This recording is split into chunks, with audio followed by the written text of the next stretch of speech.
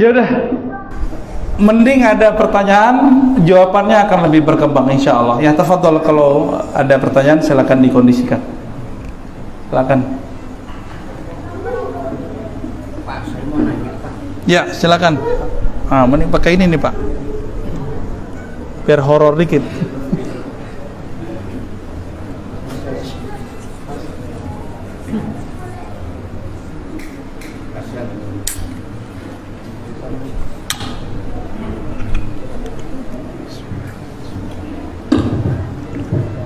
Halo. Assalamualaikum warahmatullahi wabarakatuh.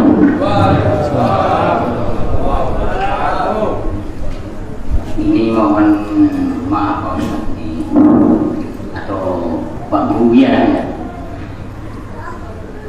Sebelumnya juga saya memperkenalkan diri. Nama saya Rasdi. Kebetulan saya kepala jurong desa ini. Kebetulan Pak. Iya, saya kepala jurongnya. Takdir bukan? Ya, Takdir bukan? mungkin juga. Gak yakin. Jadi sebelumnya saya juga mengucapkan selamat datang kepada Bapak yang telah suami hadir di desa kami. Ini desa yang paling pinggir memang. Paling pinggir. Di sana juga ada desa. Sudah ada desa ini, desa yang paling pinggir. Jadi boleh dikatakan kami orang pinggiran. Jadi kalau orang pinggiran ini minim terhadap segala sesuatu, terutama tentang ilmu, terutama tentang akidah, juga tentang ilmu agama gitu. Jadi tujuan saya bertanya ini memang benar-benar ingin meyakinkan, karena selama ini menjadi kendala pada pemikiran saya. Saya sering mendengarkan kata-kata para ustaz, para kiai, inna lillahi Islam, agama yang benar atau agama yang sempurna adalah agama Islam. Namun akhir-akhir ini banyak orang atau kelompok yang mencari jati diri Islam itu sendiri untuk mencapai yang namanya kebenaran. Pak, like, subscribe, and komen-nya. Mudah-mudahan kalian semua bisa menikmati video ini. Terima kasih. Cukup membanggakan, agama yang paling sempurna. Ya kita adakan dulu kronologinya. Kalau cepat itu ada nggak enak ya. Nah, jadi saya ambilkan cerita dulu. Sekarang banyak orang yang mencari jati diri atas nama kebenaran, sehingga banyak kelompok-kelompok yang mengklaim inilah kebenaran, selain salah, inilah yang benar, selain salah, selain kelompoknya salah. Itu yang terjadi sekarang ini. Jadi pertanyaan saya begini, di manakah Islam ini yang berpotensi banyak mengandung suatu permasalahan itu? Di bagian mananya? Oke, udah Pak ya? Itu Pak ya. Ngomongnya kayak Pak dosen Pak. Takut saya Pak. Islam satu Pak.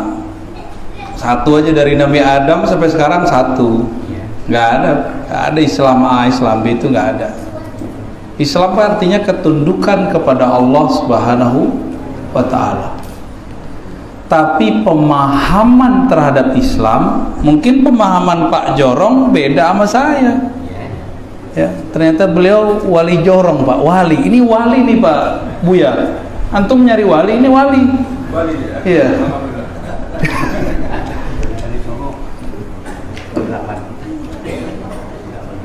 Al-Quran satu nggak? Tapi kalau kita baca Quran bisa beda faham nggak? Bisa nggak? Bisa. Salafi baca Quran, Buya Zawir baca Quran, bisa beda nggak? Bisa beda. Terus siapa yang benar? Yang benar Qurannya.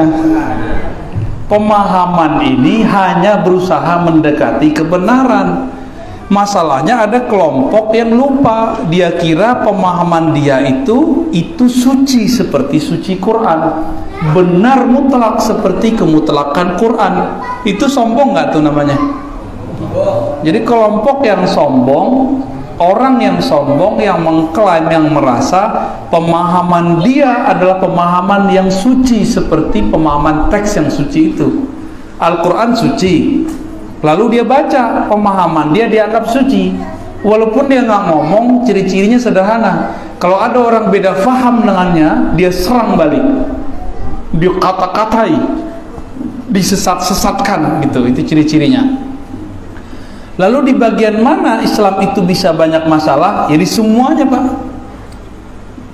Semua, mulai dari bismillah, ada yang dijahar, ada yang nggak dijahar, ya kan? Bismillah huruf ba, itu udah banyak lagi tuh ilmunya tuh. Titik di bawah ba, ada macam-macam lagi tuh ilmunya. Rahman Rahim, kenapa Rahman ada alifnya, Rahim ada ya-nya, itu juga ada beda lagi.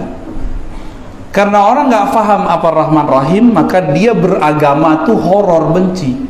Ini mohon maaf nih Bapak Ibu nih, ini kalau punya anak sering nakut-nakutin neraka atau ngiming-ngiming surga? Tuh kan horor kan, jadi panitia neraka semua nih. Jadi kita itu sering menampilkan agama itu bengis, agama itu kayak menakutkan. Itu makanya sekarang banyak anak SMA, SMK itu ateis.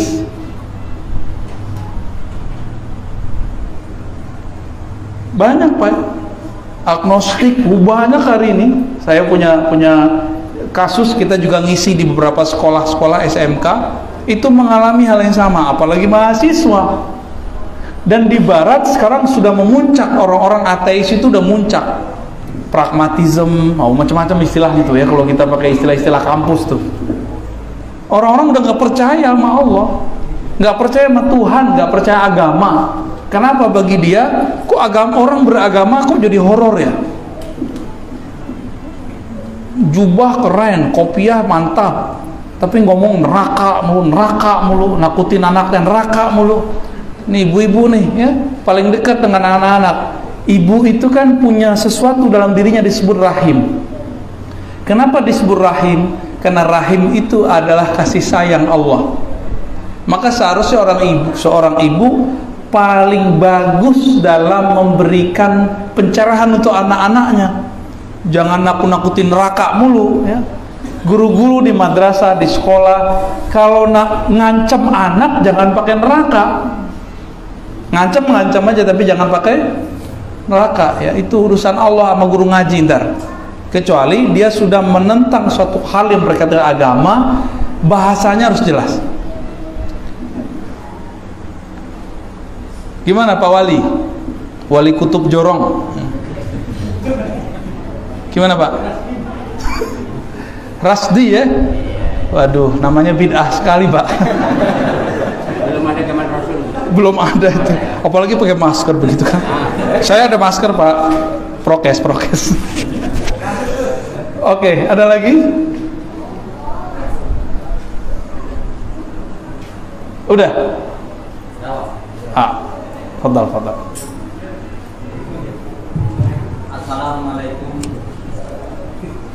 Assalamualaikum warahmatullahi wabarakatuh. Waalaikumsalam. Alhamdulillah, memperkenalkan diri, nama saya Ensoy Anwari.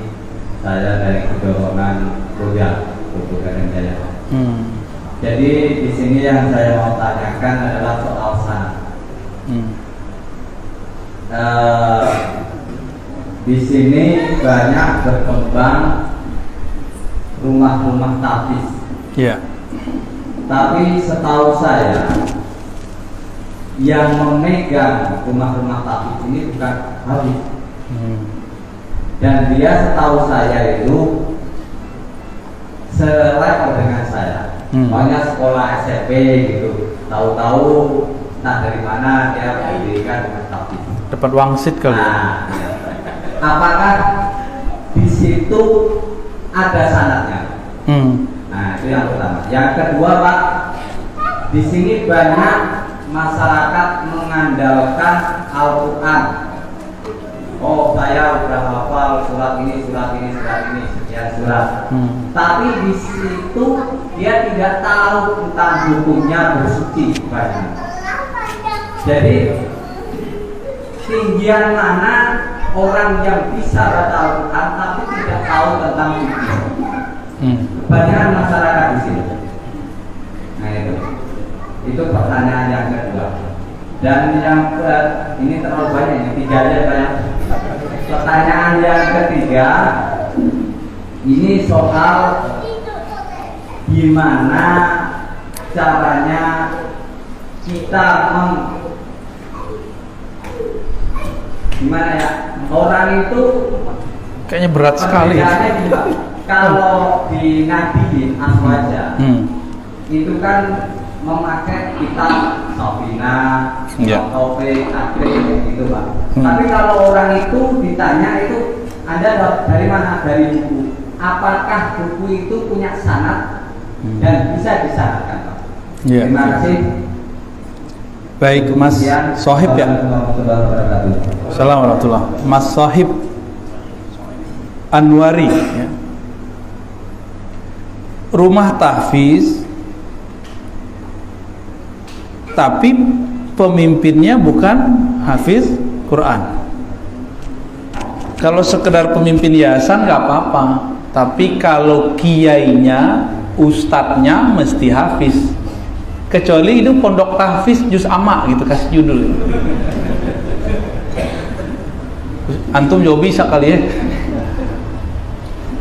Nah, ini fenomena dan ini adalah kabar dari Rasulullah. Ini hati-hati. Saya pernah diingatkan dulu oleh guru kita Kiai Ali Mustafa Yaqub. Saya khawatir, kata beliau, sekarang banyak orang nyamar pakai pondok tahfiz tapi mengajarkan terorisme. Tapi jangan curiga dulu Pak, banyak pondok tahfiz yang baik banyak. Cuma ini catatan dari guru saya Kiai Ali Mustafa Yaqub. Karena ada beberapa kasus temuan-temuan dari lembaga pemberantasan terorisme itu begitu, modus pakai pondok tahfiz. Bukan cocok logi, tapi memang munasabahnya ada. Munasabahnya qawiyah sahihah. Di akhir zaman kata Rasulullah akan muncul kelompok khawarij ya, yang mereka ahli Quran tapi imannya tidak tembus sampai ke kolbunya, ke dadanya. Hadis ini ada di Sahih Bukhari, Muslim, Abu Dawud, Tirmizi, dan hadisnya banyak. Artinya Nabi mengabarkan, apa kabar dari Nabi? Nanti akan banyak orang buka tempat-tempat untuk mengkader Quran, tapi dikader menjadi teroris, jadi khawarij. Ini maksudnya kalau digabungkan. Maka saya mengimbau kepada siapapun yang bergerak dakwah dalam pondok tahfiz, tolong pelajari tidak hanya hafalan. Jadi belajar agama itu dibagi 3 kecerdasannya. Orang cerdas itu 3. Imam Ghazali yang mengatakan ini dalam kitab Al-Mustasfa. Apa kata dia? Ada kecerdasan hafalan, hifz, itu level paling rendah, tapi sekarang sedang ditinggi-tinggiin orang. Orang hafal dianggap paling hebat sekarang ya, padahal ada level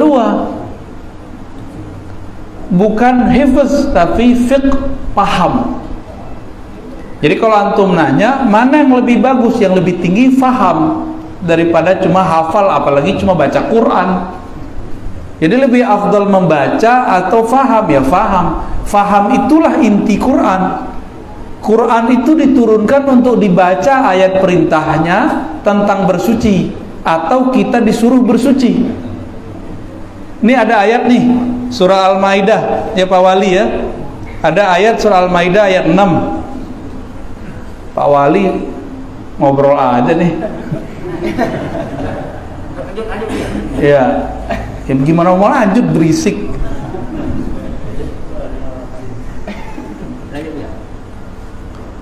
Ada contoh surah Al-Maidah ayat 6. Perintah apa? Perintah apa tuh ayat 6? Perintah berwudu. Perintah berwudu, Pak. Itu orang dapat pahala atau dapat keberkahan yang sempurna dengan membacanya doang atau ngamalin isinya? Quran itu cukup dibaca atau diamalin? Oke, sudah tahu jawabannya berarti? Ya, berarti lebih bagus yang nomor 2, faham. Di dalam hadis Nabi, riwayat Imam Bukhari, ada yang di situ mu'allaq, ada yang muttasil, riwayat Tirmizi langsung dia muttasil sanadnya. May yuridillahu bihi khairan yufaqihu fid din. Hadis yang dihafal oleh semua santri di pesantren. Tertulis di pojok kitab halaman depan. Siapa yang Allah inginkan kebaikan dunia akhirat, sukses dunia akhirat, yufaqihu fid din. Siapa aja nih? Enggak mesti dia santri, bisa yang bukan santri, enggak mesti wali juga, wali kutub. Tadi antum nyebut wali kutub sih ya. Horor juga tuh kali kutub. Yufaqihu fid din. Allah buat dia faqih, mengerti agama, bukan yuhafizhu atau ja'alahu hafizan. Enggak. Allah jadikan dia hafiz, enggak. Allah jadikan dia Maka orang yang faham Al-Quran itulah yang disebut bisa memelihara Quran, bukan sekedar hafal. Kalau hafal, handphone kita lebih pintar dari kita, Pak. Tinggal diputar aja tuh YouTube-nya Pak Wali, ya enggak? YouTube Juz Amma tuh lebih fasih dari imam kita baca Juz Amma. Taib. Lalu apakah sanad? Perlu dicurigai. Bersanad pun belum tentu benar. Siapa tahu cuma sanad hafalan, tidak sanad pemahaman. Zaman ini yang penting sanad pemahaman. Hafalan mudah kok. Sekarang udah banyak teori, metode, cara ngapal itu udah banyak. Tapi cara memahamkan itu nggak mudah. Nggak mudah Pak cara memahamkan. Iya. Tapi kalau niatnya benar, yufaqihu fid din, pasti Allah mudahkan dia memahami agama. Nah, maka yufaqihu fid din ini proses. Faqqaha yufaqihu, ya. Ada kalimat di situ, proses. Allah akan buat dia terproses memahami. Jadi jangan senang dulu Bapak Ibu dengan pemahaman yang kita punya sekarang. Saya sampai sekarang juga belum puas dengan dalil yang saya dapat, tapi tenang sih sudah. Kalau puas, emang ada ilmu itu puas? Nggak ada. Ilmu itu nggak ada puasnya. Kenapa? Ilmu itu sifat Allah. Allah terbatas atau Allah tidak terbatas? Allah tidak terbatas, maka orang akan tamak kepada ilmu tanpa batas. Kalau tamak sama gorengan, makan 3 juga udah kenyang, Pak. Mas Sohib sukanya makan apa? Apa? Apaan katanya? Apel. Kirain sop babi. Astagfirullahalazim. Kenapa antum disebut sop babi? Astagfirullah. Ketakutannya. Emang babi itu hantu? Orang babi aja begitu kok. Taib. Kita nih zaman sekarang yang paling dibutuhkan adalah sanad pemahaman. Sanad pemahaman. Jadi walaupun sekarang nih lagi ada lomba hafiz, ya itu semarak aja, silakan ikuti. Itu sebabnya pemerintah kita sudah mulai dari dulu ada musabaqah Quran, ada musabaqah yang apa namanya Ustaz? Syarhil Quran. Aneh bukan orang musabakoh, jadi nggak tahu. Musabakoh penjelasan Quran. Sebenarnya yang pas itu bukan syarhil ya, tafsirul Quran. Tapi syarhil itu maksudnya orang ini menjelaskan makna Al-Quran. Oh, itu perkembangan bagus, perlu kita dukung. Saya lebih suka sama yang begitu, Pak. Senang kita kalau ada orang yang berlomba-lomba mencari pemahaman terbaik. Oke. Cukup ya? Terjawab? Oh iya, kecerahan ketiga adalah al-jamu bainal awwal wa tsani. Gabungan bainal hifzi wal fiqhi. Gabungan antar nomor pertama dan kedua. Hafal iya, paham pun juga. Nah, itu yang bagus. Kebanyakan orang Nahdiyin itu faham, tapi hafal Qur'annya enggak. Kecuali pesantren seperti di Kudus, Panandaran, Krapia, itu emang tahfiz. Di luar itu enggak banyak, apalagi di Sumatera Barat ya. Tapi orang NU di pesantren hafal matan, karena ngafal matan itu muqaddimah, memahami banyak funun, banyak fan ya. Hifzul matan ya, menghafal matan akan mempermudah orang fi fahmil funun muta'addidah ya, untuk memahami fan yang banyak sekali. Itu sebabnya banyak guru-guru kita hafal matan Baikuni, matan Alfiyah. Kalau Kiai Sohib ya, antum nih hafalnya mantan deh. Ada lagi? Fadal. Ini munsyid kita nih. Siapa namanya nih? Assalamualaikum warahmatullahi wabarakatuh. Assalamualaikum warahmatullahi wabarakatuh. Dia nama saya Rio Candika. Rio. Pada saat ini kan banyak sekelompok umat atau sekelompok orang membid'ahkan hukum berbana atau wudhu dalam rumah Allah. Saya minta penjelasan kepada dia bagaimana hukumnya kami bersolawat menggunakan wudhu pada saat ini, dan adab bersolawat itu bagaimana yang benarnya. Terima kasih. Wassalamualaikum warahmatullahi wabarakatuh. Salam. Ini dua bab ya, adab sama hukum pakai duf. Dulu ada sebuah hadis Imam Nasai, seingat saya, a'linun nikah bid-dufuf. Benar Bu Yasfi ya? A'linun nikah bid-dufuf. I'lankanlah pernikahan. Apa arti i'lankan? Publikasikan, kasih tahu orang bahwa kamu menikah bid-dufuf, dengan memukul terbangan. Itu hadis Nasai. Di hadis Imam Tirmizi, Nabi nyuruh berakadlah kamu nikah fil masjid. Di mana? Di masjid. Meskipun hadisnya dhaif, tapi diamalkan oleh sebagian ulama salaf, maka sampai sekarang itu kita banyak akad di masjid. Meskipun riwayatnya menurut sebagian ahli hadis dhaif, tapi menurut sebagian ulama ahli fikih zaman salafus saleh itu diamalkan. Jika gabung yang satu sama yang kedua, jadinya gimana? Maka ulama kita membolehkan mukul terbangan orang nikah di masjid. Nah, itu kalau gabungan al-jamu. Tapi saya nggak pakai itu. Itu kalau mau jelasin aja secara usul fikih ya. Hadis dan usul fikih. Secara hadis itu ada riwayat yang lebih kuat, riwayat Imam Muslim, bahwa Nabi mengajak Sayyidatuna Aisyah Ummul Mukminin radhiyallahu taala anha untuk nonton. Ada orang-orang Habasyah lagi menampilkan tarian pedang dan ya semacam seni gitulah. Tarian pedang loh, kayak tari piring gitu. Sono kan gak ada piring dulu, adanya tombak. Tarian tombak deh. Coba kalau di sini tarian tombak, mungkin saya kabur duluan nih.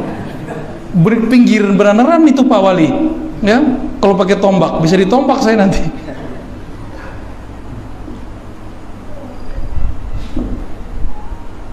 Itu hadis riwayat Imam Muslim, dan Nabi nanya ke Aisyah, gimana Aisyah, sudah puas atau belum? Aisyah mengatakan belum. Terus udah sekian lama nanya lagi, sampai kemudian Sayyidah Aisyah bosan. Diistinbatkan dari hadis yang sahih ini bahwa boleh menampilkan seni yang pantas ditampilkan. Kayak gini pantas nggak Pak? Cuma musiknya kekencengan melebihi suaranya.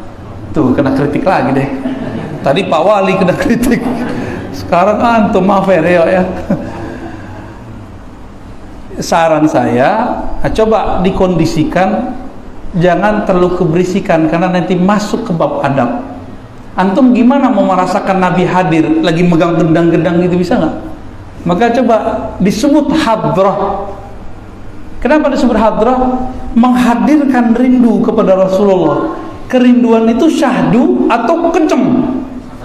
Syahdu. Ada kesyahduan, maka coba cari genre yang syahdu ketika bersolawat kepada Nabi SAW. Pukulannya pun syahdu, mau segede drum kayak bebas, pukulannya agak pelan. Coba praktekin ntar ya. Hadrah yani ihdar mahabbatin Nabi SAW fi majalisina, menghadirkan cinta kepada Nabi di majelis kita, dan Nabi mengatakan almar'u ma'aman ahabba. Siapapun yang cinta kepada seseorang, dia akan bersamanya. Yang bercinta Nabi akan bersamanya. Itulah yang dialami oleh Al-Habib Umar ketika beliau merasakan cinta yang luar biasa kepada Nabi saat mahalul qiyam. Terasa Nabi hadir, bukan hadir secara fisik, itu hadir di kolbunya. Karena hadir di kolbu udah memuncak sampai ke kepala, memuncak ke mata, terbuka matanya, terlihat di alam zahir, padahal dia melihatnya di alam batin, di alam dirinya dia melihat.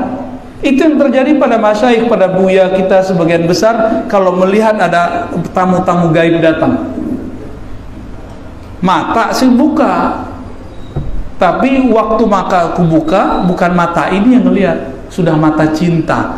Kalau mata cinta, kuntu sam'ahu alladhi yasma'u bih. Yang mendengar saat itu bukan pendengaran kita.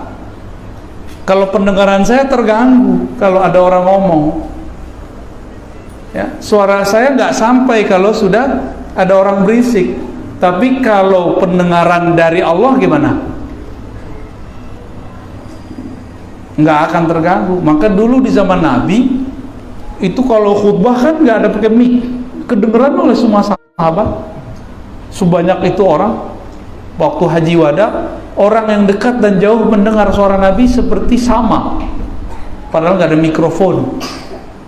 Nggak ada mikrofon. Itulah ajibnya, ya. Jadi coba sebelum, nah ini mau dikasih kaifiat nggak sebelum berhadroh? Mau antum? Kalau nggak mau nih nggak kasih. Nantilah ya. Ada cara menghadirkan itu. Torikot sholawat Nabi itu ada. Jangan main-main pukul-pukul aja. Ada adabnya.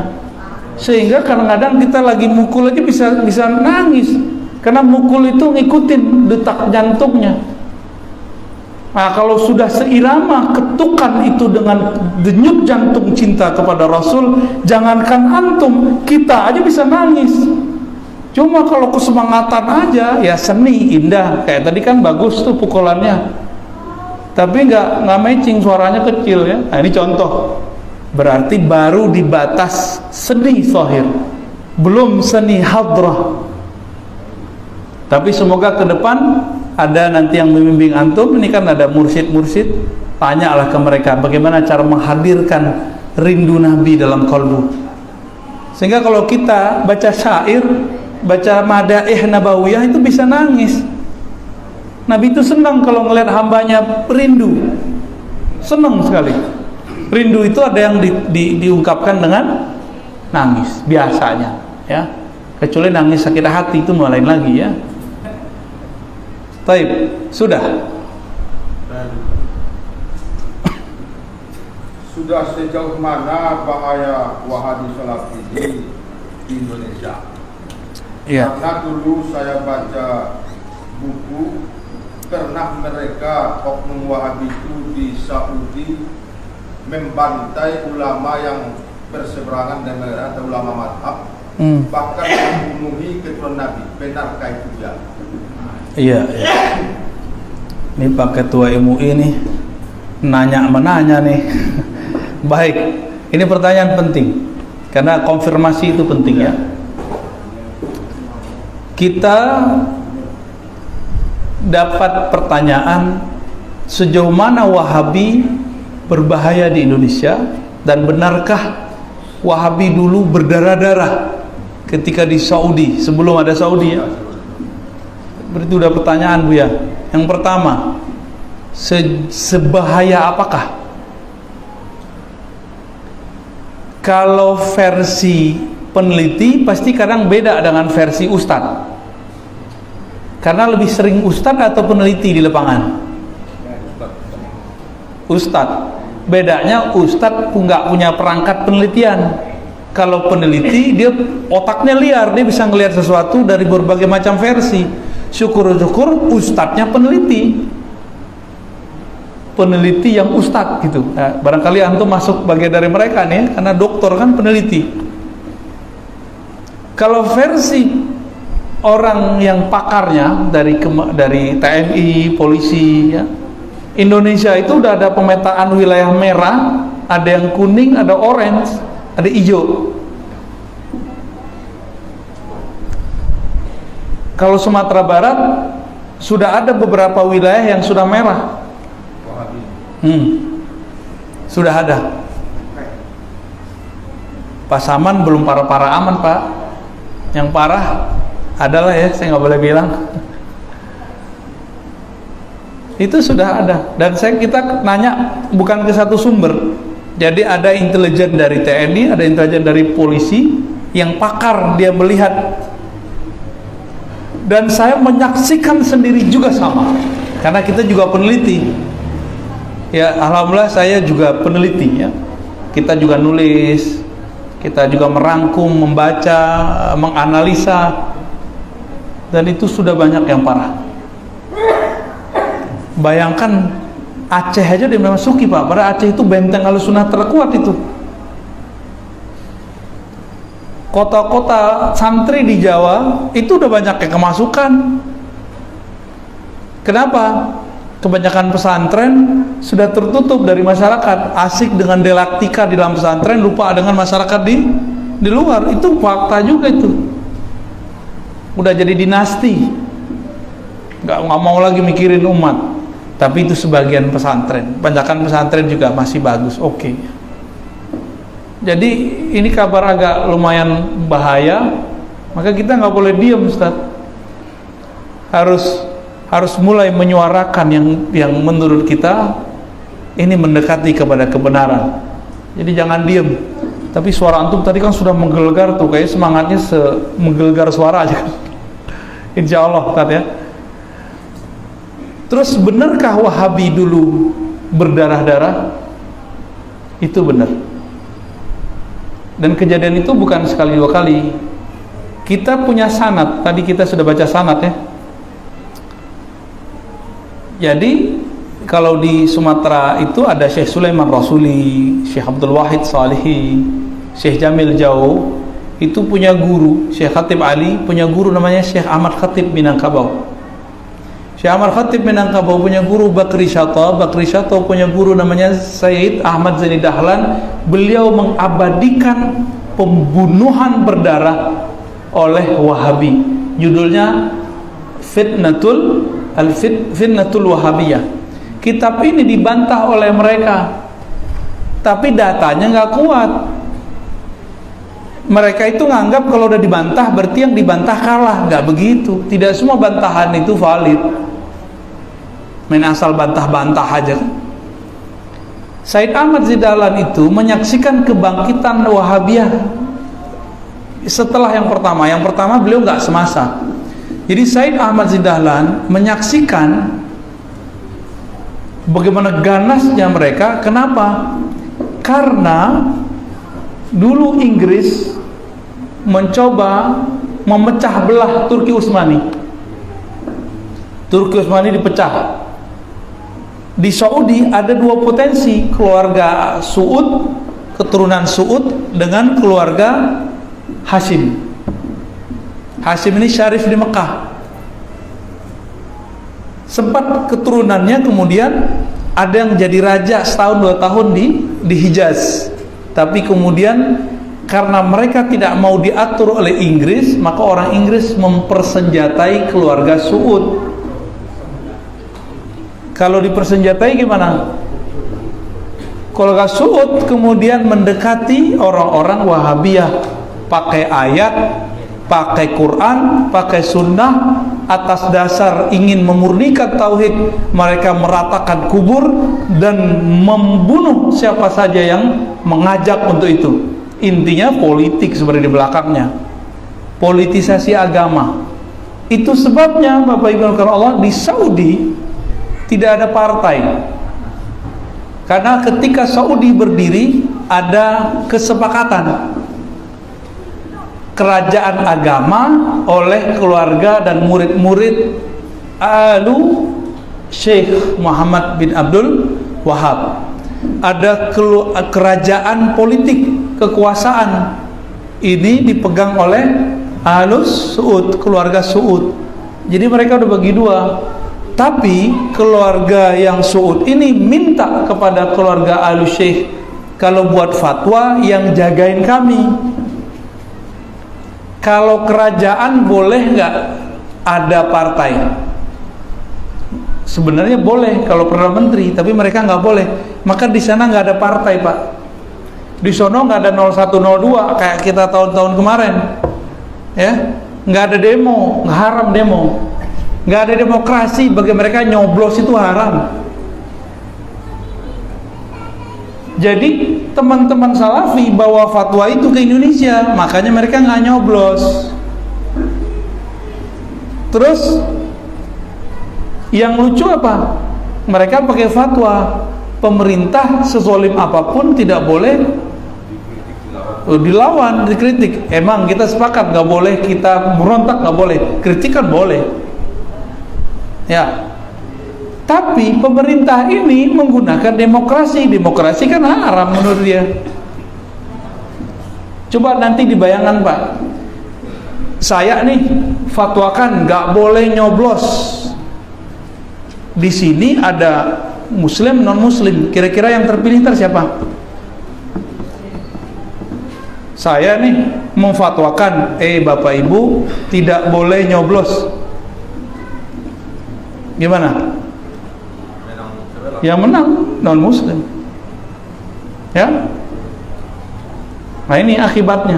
Maka fatwa-fatwa mereka kurang berkenan, kurang relevan sebenarnya. Jadi gitu, Ustaz. Jadi benar bahwa ada sejarahnya dan bukan hanya Said Ahmad Dahlan yang nulis, itu juga ditulis oleh penulis-penulis dari Barat. Keturunan Nabi pun ikut mereka bunuh. Itu benar kan, keluarga Hashim mereka bunuh sebagian. Yang selamat itu yang kerajaan Yordan itu, karena mereka sudah punya kekuasaan di sana. Dan nanti satu saat Khawarij ini kan tentara Dajjal. Yang pertama mereka cari adalah keturunan Rasulullah. Karena keturunan Rasulullah itu di situ ada Imam Mahdi. Nanti yang akan digorok pertama mereka adalah Habaib. Jadi itu benar. Hari ini sudah mulai muncul fatwa-fatwa comberan namanya, ya. Mengatakan apa? Nggak ada tuh Habib, nggak ada tuh Sayyid, nggak ada keturunan Nabi. Kalau ada orang saat ini menolak keturunan Nabi, nggak ada keturunan Nabi, berarti dia menolak Imam Mahdi. Berarti bahaya nih orang, ya. Saya rasa cukup, Pak, ya. Udah jam 11:30, besok pada kerja kan? Wah, gimana nih? Gimana, Bu, ya?